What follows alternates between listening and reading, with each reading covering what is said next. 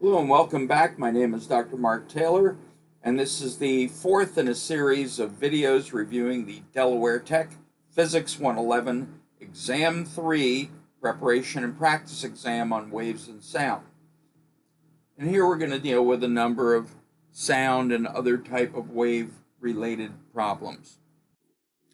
And our first problem is a problem about bow waves. The problem says, below are the bow wave diagrams for two supersonic jets, and the jets are shown as black triangles. In each diagram, the center of the circle represents the starting point for both the sound wave and the jet. Okay, what is this saying? It's saying that the sound starts at the blue dot and the jet starts at the blue dot. The sound starts spreading out, and that circle represents the wave of sound as it's moved away from the original location where the sound was first produced. The jet, meanwhile, is flying forward also from the blue dot. And as you can see, the jet is flying past the point where the sound has traveled. In other words, the jet is flying faster than the speed of sound. And that's true in both of these situations. So the question asks, how many times faster is the jet than the speed of sound in each diagram? Hint, use a metric ruler. Well, you can use a ruler. You could even eyeball it fairly well. But the point here is this. This distance right here, this length, that's the distance that sound traveled during that period of time. And for the right example, that's the distance that sound traveled during that time. Meanwhile, the jet, and I'll do this in a different color, the jet has traveled this far. And in the second case, the jet has traveled this far. So what you're going to do is take your ruler and measure these four lines. Well, if I take my ruler, and your answer may be different, I recommend using a metric ruler because it's a lot easier to do multiplication and division with metric measurements.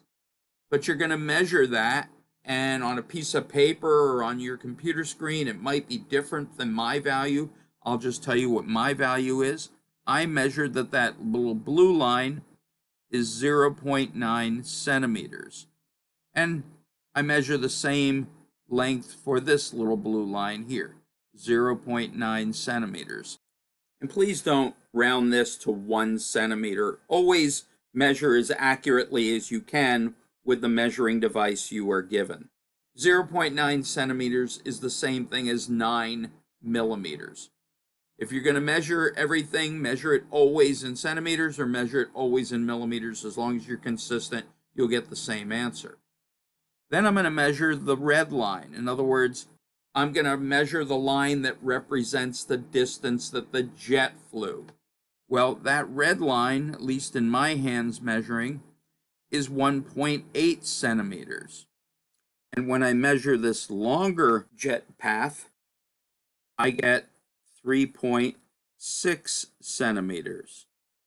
Again, your measurements may be different, but hopefully your ratios between your two distances will be very similar. So remember, this 1.8 centimeters represents the distance the jet flew during this period of time, whereas the 0.9 centimeters represents the distance that the sound traveled in that same period of time. So if we take the ratio of 1.8 centimeters to the 0.9 centimeters, it tells us how much faster the jet flew than the sound traveled. And we plug that into our calculator, we get 2. And you might say, well, what's the unit? Well, the units cancel centimeters to centimeters. If you had done this in millimeters, as long as both of them are the same unit, they cancel. And you should get the same ratio of 2, or you can say twofold or 2 times. And because we're talking about flying 2 times the speed of sound, we have a phrase for that, we call that Mach 2. So when a jet is flying twice the speed of sound, the jet is flying at Mach 2. In the case of diagram B, 3.6 centimeters represents the distance the jet flew, and the 0.9 centimeters still represents the distance that the sound traveled in this same period of time. And when we take the ratio of what the jet flew to how far the sound traveled, this time we get a ratio of 4-fold. Again, units cancel out. Therefore, the jet is said to be flying at Mach 4. So as we can see in this diagram, the jet in diagram B is actually flying twice as fast as the jet in diagram A. Jet A is flying at Mach 2, jet B is flying at Mach 4. Now if we scroll down a little further, we're asked, without using a ruler, how can you immediately tell which jet is moving faster just from the shape of the bow wave? Well, the bow wave itself, just to remind you, is this sideways V-shaped formation. And as the jet is flying faster, it's flying away from the sound wave at a greater rate, and therefore the shape of the bow wave goes from a fairly wide sideways V to a much narrower sideways V. And the faster you get, the narrower this V becomes. So by merely looking for the narrower V-shaped bow wave, that will tell you which jet is moving faster relative to the speed of sound. And in this case, that is jet B with its narrower bow wave. Okay, let's look at the next problem. The next problem is a problem on standing waves. For each of the 3 standing waves shown below, label all nodes with an N and label all antinodes with an A. Now, before we get into this problem, let's talk about what a standing wave is. A standing wave is a specific type of wave pattern that appears because 2 identical waves are traveling in the opposite direction, and they interfere with one another. And how does that set up? Well, typically the way this is set up is you start the wave moving in one direction and it hits some type of wall, something that stops the wave and reflects it back. And you can see in each of these cases, the red line, the solid line, is the initial wave that's moving towards the wall on the right, shown in black, and it reflects back as the dotted line wave, which is the exact same shape but inverted. And as a result, what you end up with is this vibration pattern, and I'll just make a little note here, but what you're really getting are many versions of the rope as it vibrates between these 2 positions. And in fact, this is exactly the vibration pattern you would expect if you just plucked a guitar string. A guitar string being plucked is a standing wave. And I could do the same thing here and here, and you end up with these various vibration modes as it's going from one side to the other, and it appears to be standing still when in fact it's really just vibrating in place in certain parts of the wave. And the parts of the wave that vibrate a great deal are called antinodes. So this would be an antinode, this would be an antinode, this would be an antinode, and you can imagine if I drew it for the third one, this would be an antinode. It doesn't matter whether you write the A on the top, on the bottom strand, or somewhere in the middle, but each of these are antinodes. So there are 3 antinodes in the bottom, there are 2 antinodes in the middle one, and there's 1 antinode on the top. Well, where are the nodes? The nodes are the areas of the wave that don't move much at all. They have very little displacement or no displacement. So the nodes always include the ends. So we can always put a node at the end because those are not really vibrating much. And we can put a node at any other place in the wave that is not having much displacement. And in the case of A, there are only two nodes, one at the two ends with an antinode in between. B has three nodes. We have a node at the end, a node in the middle, and another node at the end. And C has a node at the beginning and a node at the end, but there are two more nodes in the middle.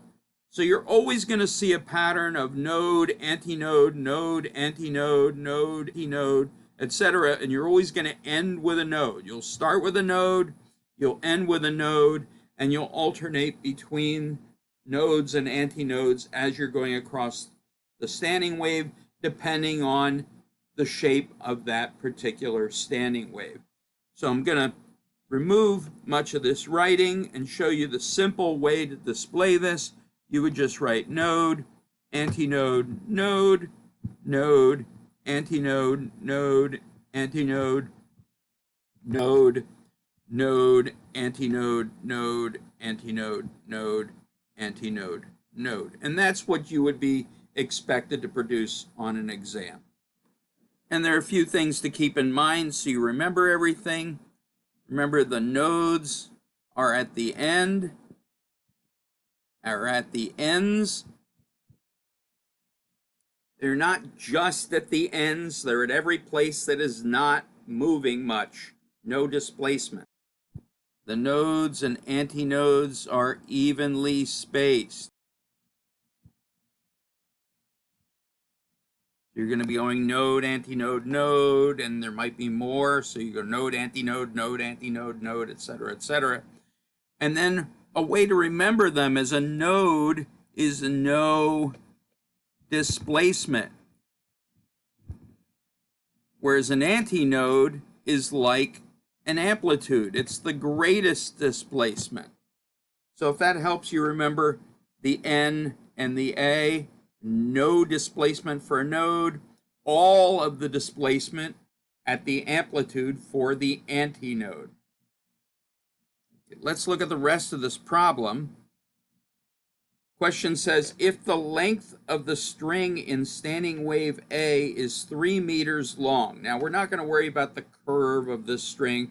We're just going to assume that stretched out, it's 3 meters long. How long is a wavelength? Well, if you look at the shape of this standing wave, and I mean just part of this, this is half of a full transverse wavelength. In other words, if I was to continue this, this would keep going back up again. And in fact, if you look at B, B is a full wavelength for full lengths of that strand. And in fact, C is 1.5 wavelengths. There's one, and then there's another half over here. So here there's half a wavelength, here there's a full wavelength, and here there's 1.5 wavelengths. So the question says, if the length of string A is 3 meters, how long is a wavelength?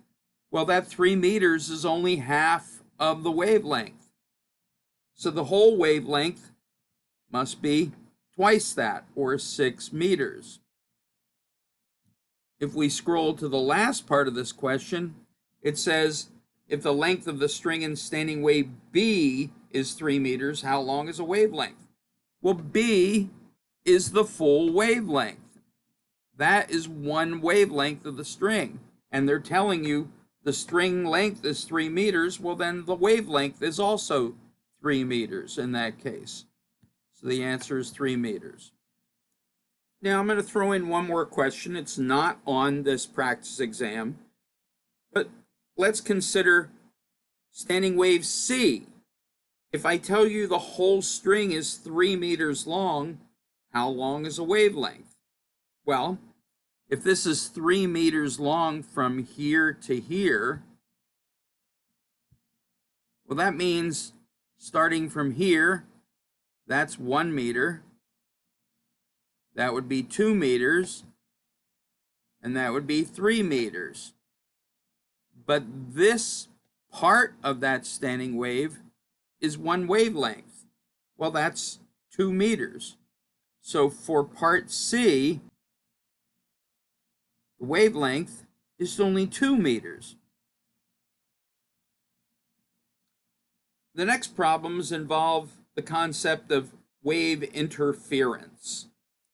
So this problem states, each of the following pairs of waves occur at the same time in exactly the same location. That is, they superimpose on one another.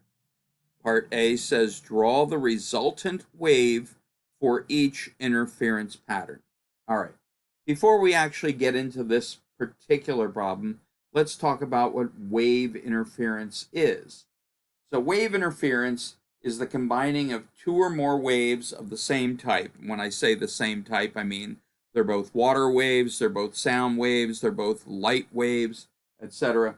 And when they overlap, meaning they're in the same region of space at the same time, you end up with a resultant wave that is merely the sum of the 2 or more waves that happen to be there at the same time in the same place. You literally just add them together. And this is based on something called the superposition principle that states when 2 or more waves overlap, the resultant displacement, in this case up or down because they're written as transverse waves, the displacement at any point is just the algebraic sum, the mathematical sum of the displacements of the original waves for each point in space.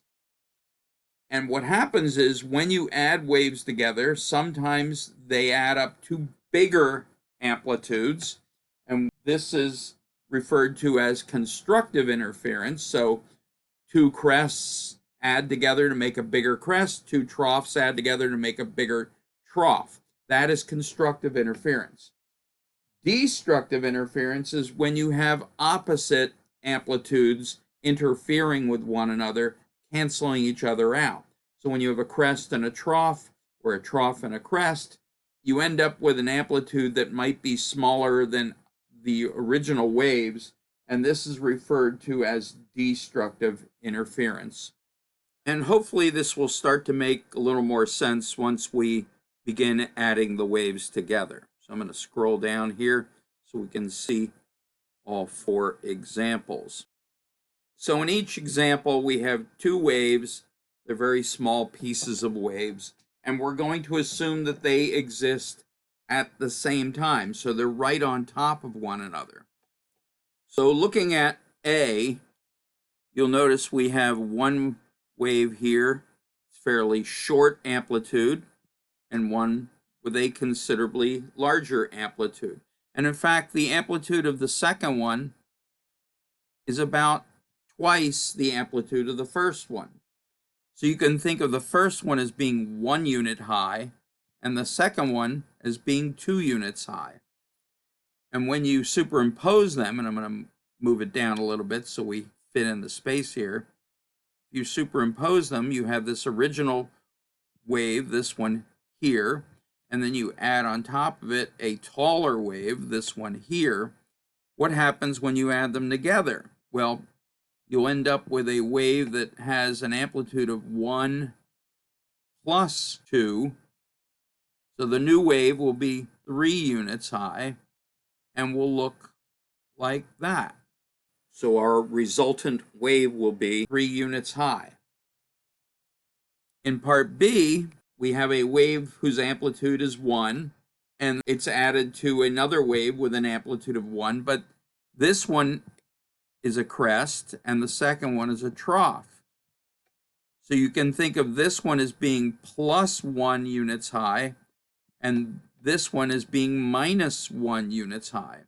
So when you add this to this, and think of this as plus 1, and think of this as minus 1, when you add them up, you end up with a resultant wave that's essentially just the equilibrium position. It's no wave at all. It's completely canceled. Looking at part C, we have a wave that's just the crest that's plus 1 unit high, another wave with a crest that's plus 1 unit high. So we're adding 1 to another 1. So they're both plus 1 units. Plus 1 plus plus 1 equals plus 2. So you're going to end up with a wave that's twice as high as either one of the originals. In fact, you'll end up with this wave that we see in part A. And then finally in part D, we have a crest of a wave that's plus 1 unit high, and we have a trough that you can see is essentially minus 2 units deep. And when you add these together, you've got a crest that's plus 1 high from some equilibrium position, and you have a trough that's minus 2 in height, if you will. Well, when you add plus 1 and minus 2, you end up with a wave that has a displacement that's below the line by minus 1. Because minus 2 plus 1 equals minus 1. There's partial cancellation of these waves, but not complete. So our final answers are a crest with a displacement of plus 3, a complete cancellation, so there is no wave present, a crest with a displacement of plus 2, and a trough with a displacement of minus 1. All right, let's take a look at the next part of this problem. Part B says, order the 4 resultant waves, A, B, C, and D, from part A, from the largest positive amplitude to the largest negative amplitude. So let's start by reminding ourselves of what we just did in part A. We had 3 pairs of waves for A, B, C, and D. I'm going to draw some equilibrium position that represents 0 displacement. We have a negative 1 displacement, 0 displacement, positive 1 displacement, positive 2, positive 3. In part A, we had a wave that was 1 unit high and a wave that was 2 units high. And when we added them together, we got a resultant wave that was 3 units high, plus 3. In part B, we had a wave that was 1 unit high and a wave that was negative 1 units high, and the resultant wave had a displacement of 0. In other words, the waves were completely canceled out. In part C, we had 2 waves that were the same wave. They were both 1 unit high. So envision that that is a pair of waves with the same displacement of positive 1, and when we add those 2 together, we end up with a wave with a displacement of positive 2, a displacement of 0. And in part D, we had a wave of displacement plus 1 and a second wave with displacement of negative 2, and when we add these together, we ended up with a wave with a displacement of negative 1 of these arbitrary displacement units. So now let's go back to the question itself, ordering the 4 resultant waves from largest positive amplitude to largest negative amplitude. Well, the largest positive amplitude is A, with a positive amplitude, technically a positive displacement of plus 3. C has a positive displacement of plus 2. B has a displacement of 0. And D has a displacement of minus 1. So I'll just write those there. Plus 3 units, plus 2 units, 0 units, and negative 1 units. Part C says, describe whether each resultant wave, A, B, C, or D, was the result of constructive interference or destructive interference. Well, constructive interference is when you get a larger amplitude, positive or negative, and destructive, and you get a smaller amplitude. In other words, constructive makes the crests and troughs bigger. Destructive makes the crests and troughs smaller because you are canceling the waves. So in part A, you can see that you are adding the displacements together to get a larger displacement. So A is clearly constructive.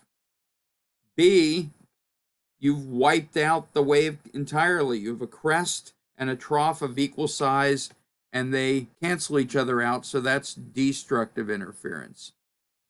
In C, we have two waves that are both crests of the same size, and you end up with a crest that's twice as large. That's classic constructive interference. And D, we have a small crest and a larger trough, and the crest partially cancels the trough, so you end up with a smaller trough. So this would be an example of destructive interference. And that's it for this problem.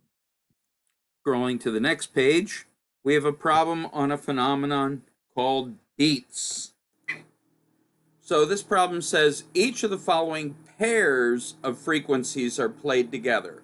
In each case, you would hear a wavering in loudness, that is a swelling up and fading out several times per second. The frequency of this new wavering sound volume is called the beats frequency, or the frequency of the beats. What beats frequency would you expect to hear in each case? All right, well, before we go through with this question, let's talk about beats themselves. Now, we already mentioned a definition. Let's talk about it a little more. So beats are defined as a periodic increase and decrease in amplitude produced when two waves with slightly different frequencies interfere with one another. Okay, what does that even mean? Periodic increase and decrease. That basically means they're wavering in amplitude, up and down, up and down, up and down. And if this is a sound wave, we perceive this wavering of amplitude as a wavering in loudness. So it gets loud, it gets soft, loud, soft, and this cycles through multiple times per second, depending on the two waves that are interfering with one another. So with sound waves, you might have two frequencies, and the beats frequency is always the difference between the two. You take the larger number and you subtract out the smaller number. And that will be the frequency of the beats.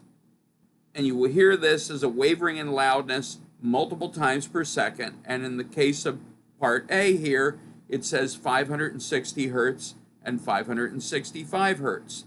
That's a difference of 5 hertz. So the beats frequency for the first one is 5 hertz. And you'll hear that as a wavering of loudness and softness 5 times in a second. So within 1 second, you'll hear loud, soft, loud, soft, loud, soft, loud, soft, loud, soft. So now that you know how to determine what the beats frequency is, the remaining two parts of this should be fairly straightforward. Part B says 7,636 hertz and 7,633 hertz. That's a difference of 3 hertz. So the beats frequency is 3 hertz for this particular problem. You're always going to be subtracting the larger number minus the smaller number. So for part B, what you'd hear is loud, soft, loud, soft, loud, soft, all within 1 second. And you would hear this over and over again. So it'll be wavering of loudness 3 times per second. And this last part of the problem, 2007 hertz and 2011 hertz, that is a difference of 4 hertz. So the beats frequency is 4 hertz. And you'll hear this is a wavering in loudness 4 times per second. It will cycle through 4 times every second. Okay, and now let's take a look at the last problem here. 2 notes with slightly different frequencies are played simultaneously. You hear a wavering in loudness that occurs 3 times every second. I want you to note that every time I describe beats, it's a wavering in loudness, loud, soft, etc., a certain number of times per second. All right, in this case, you hear a wavering in loudness that occurs 3 times every second. If the first frequency is 889 hertz, what is the second frequency? There are 2 possible answers. Well, remember, we've been talking about how beats are generated. It's when 2 waves with slightly different frequencies occur at the same time, and they interfere with one another, and they produce this pattern that sounds to us like a wavering in loudness a certain number of times per second.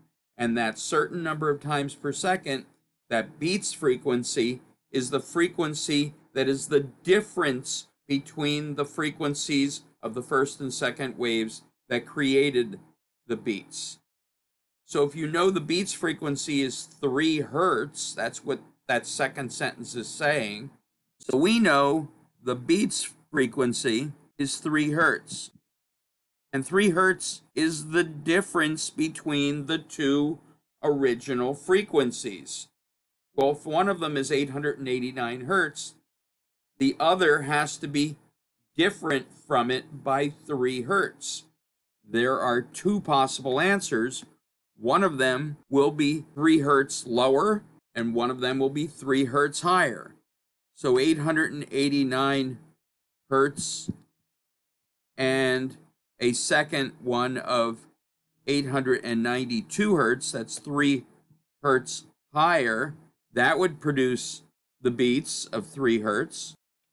But 889 hertz and 3 hertz lower would also produce it, 886 hertz. That's also a difference of 3 hertz. So either one of those would produce it. So our answers are 892 hertz and 886 hertz. And with that, we'll stop here.